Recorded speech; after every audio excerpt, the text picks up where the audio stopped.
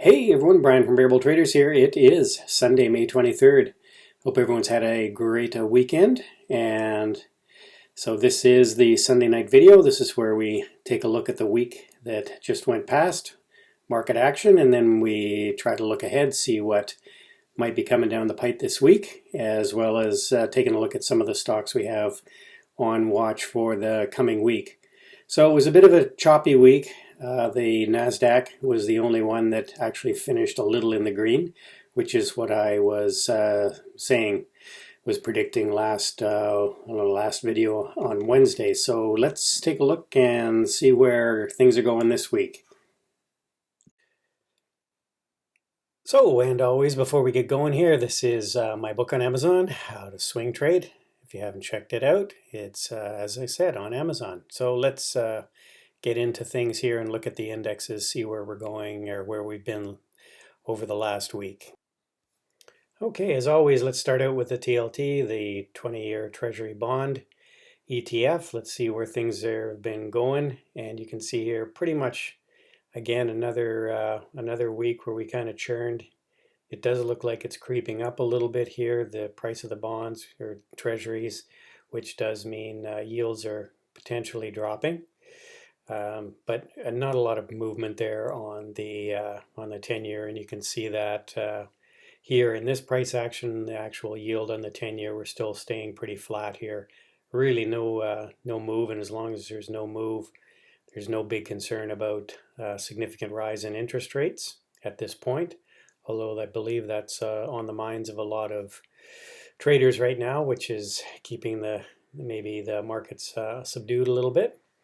And let's take a look at the transports, because as the transports go, typically so does the industrials and the Dow, that Dow theory. So you can see here on the daily, we did have a bit of an off day on Friday. Looked like tried to gap it up and sold off, which was pretty much the way most of the markets went on Friday.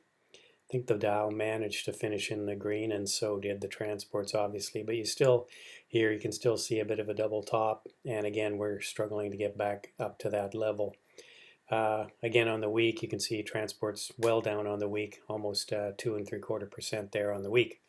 And again, the Dow, not a bad day on Friday. We did gap up, but the general direction of the markets on Friday after that nice Thursday bounce back was generally down, although we did finish up on the day. And for the Dow on the week, again, finished down here. Still trying to hold on to some support here. You can see on the weekly. Again, there's this fight between the buyers and sellers right now, which is creating a bit of a choppy market for us in the indexes and a lot of the stocks and price action on the stocks. So here you can see the Qs again, gapped up on, had a nice day on Thursday. As I mentioned, on Wednesday night, I thought there was a good chance for follow through on the Qs, and we did get that. Even gapped up on the Friday, but they pretty much sold the Qs off, the technology sector off on the Friday, so we ended up actually down on the Friday after gapping up. Not very good price action if you're a bull. But again, the Q's just sort of chopping now in a bit of a range here. And it appears we are, again, fight between the buyers and the sellers. And you can see here, Q's on the weekly, we did manage to finish up on the week, as I'd mentioned, still holding on to this 20 moving average by the looks of things. We'll see if we lose that this coming week. Keep something to keep an eye on. Again, the SPY, sort of same story as the Qs, up Thursday, gapped up Friday, sold off, and then we did actually finish negative on the week. Volume, again, not particularly notable in any way. And the IWM, same story again. Good Thursday, gap up Friday, sell off. Again, we seem to be really choppy in this range, particularly with the IWM, just struggling to make any kind of new high here, and just actually making a series of lows since this false breakout. So we've had a low here, low here, low here, and actually if you look at this on a close, this was another low. So IWM not looking very strong right now. Some of the indicators seem to indicate that it might be turning back up. RSI looking like it's going to go over above 50. MACD looks like it's going to cross, and the stochastics look like they're heading above 50 too. So nothing notable on the volume really on the IWM. And you can see here on the weekly again, just just the chop, and we are really trying to hold on to this 20 moving average. So these are the kind of that moving average is something we need to watch on several of these indexes during the coming week. The dollar, again, what can I say? It's been a real downdraft, and then it tried to bounce a number of times, series of lower highs. Now we do seem to be trying to put in a bottom here, which coincides back with the January low. Again, could be heading lower here. Let's take a look at it on a weekly. Again, testing the prior low, and taking a look at it on a monthly basis. You can see here we could be heading significantly lower if we do lose this level. And that, of course, would be good for emerging markets. Stocks like EEM should be good for gold and silver. So we'll see how that all plays out, but I'm still watching this level pretty closely here because we are on the verge of either bouncing back up or breaking down.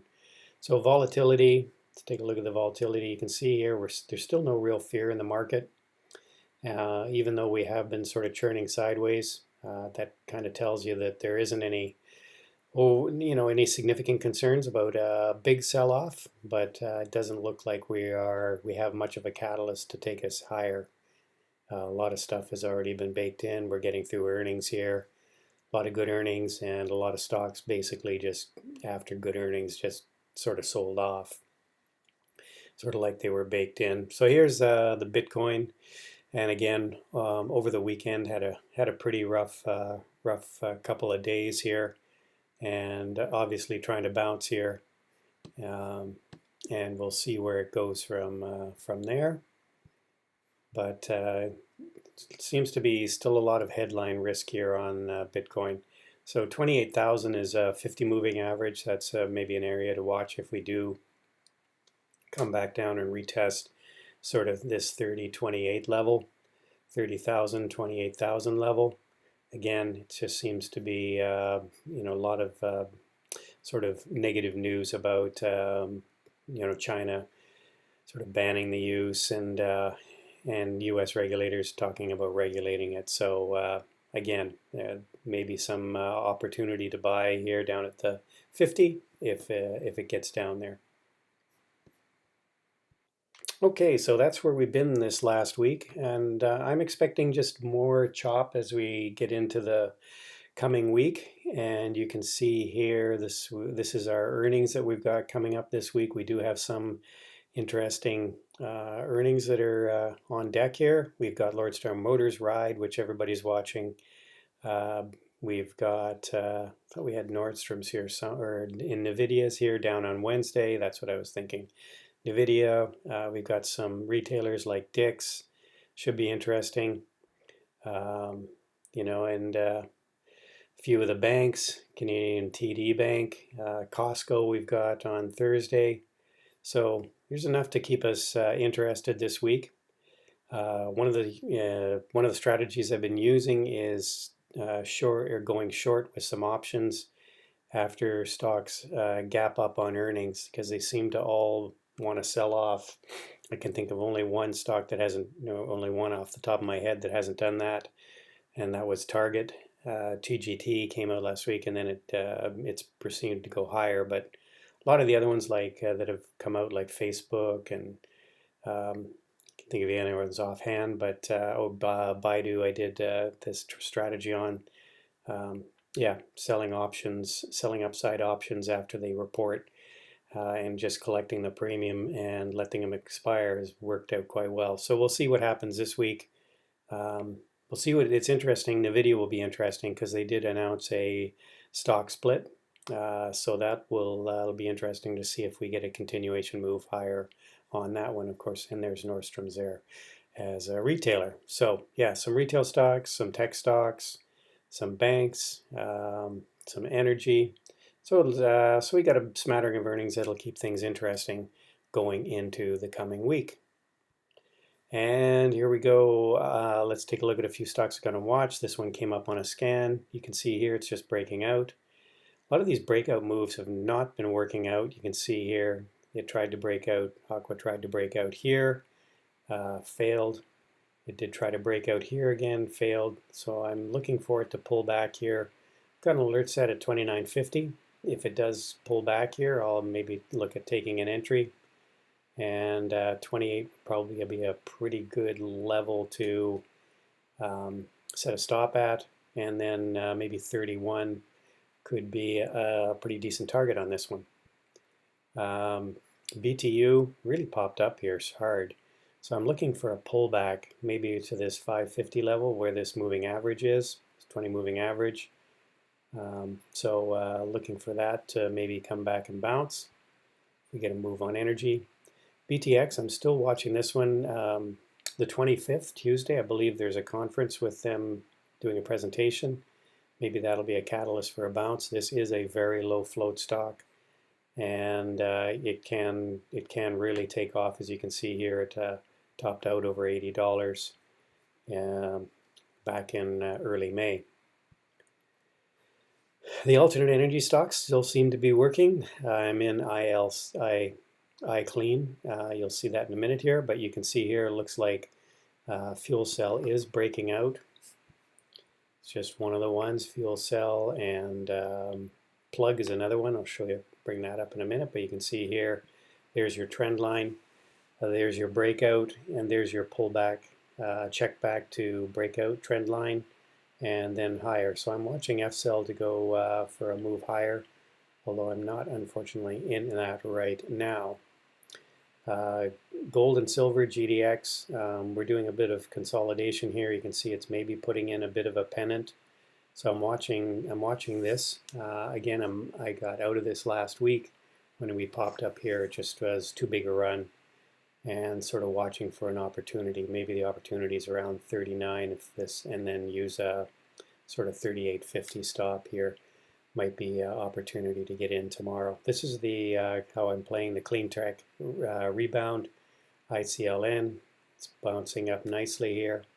Got back in this area, and watching for it to continue higher with the rest of the clean energy sort of plays. LAC is not really breaking out. I've got an alert set here around 1380, and if it does tend to get up there and then maybe hold through a close, I might be looking at a long on that one. Laser, again, kind of a breakout and then failure, just typically what these have been doing. So watching this one for a pullback to the 200-day moving average, and then maybe a possible long. NetEase, again, breakout on this Thursday, pullback on the Friday, so alert set around 115, and we'll see if we can get back there to for a check back and then move higher. Plug, again, one of these, you can see the trend line, again breaking out of this trend line here, all these clean energy trades, and the indicators look good.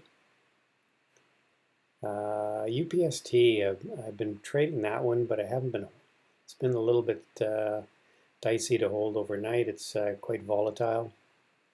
It does look like it's right up near prior resistance, but it's also strong. So yeah, just going to keep an eye on that one for probably more for day trading than anything. And USO, we had a pretty significant pullback on the energies, and now we're bouncing back a little bit again. We'll see where we open tomorrow. If the dollar is strong, we might end up with a little bit of pressure on the downside. If the dollar starts to weaken again, we may see this go higher. And X, I'm just keeping an eye on X here. I just see it seems to want to hold this 50, so it could be a good entry here. There was some talk, I think, on the weekend of an infrastructure bill, so that'll help boost X if anything with infrastructure does pass. But right now, all the indicators are looking a little bit suspect, a little bit dicey here. Stochastics below 50, generally speaking, 50 and below, and when they're heading lower, rallies do tend to fade. So We'll be watching that for maybe a turn back up in the stochastics. Okay, let's just finish off with the pre-market data. Let's see where we are right now as far as the futures go. You can see here the Dow is looking like it's going to start in the green on the day by about 100 points, a little less. S&P looking like it's just barely green. The NASDAQ struggling a bit. The Russell, the small caps, basically flat. So, again, I think we're going to see a little bit more. We're going to see a return maybe to the SPY and Dow next week, maybe leading up us higher, or at least trying to move higher. Maybe the technology sector is going to start to return to be under a little bit of pressure as we go into the first trading day of the week. And you can see here oil's up a little bit, gold's up a little bit, silver's up a fair amount. So let's just keep an eye on silver. I think silver's probably going to go higher. And all these treasuries down a little bit. Again, positive for the market when you see the treasuries down. So that's it, everyone. Hope you all had a good weekend, as I said. And of course, we'll be in the markets in the morning, 8 o'clock. Jared will be doing Engineering the Markets at 8 a.m. live on YouTube. And then we'll be starting the pre-market show with Norm and Carlos, although I believe Norm might be away. We'll have somebody else filling in with Carlos at 8:30, live on YouTube again, going through market movers at the open. And of course, trading the market open at 9:30. So hopefully we'll see you at Wall or one of those events, and enjoy the rest of your evening, everybody. Bye for now.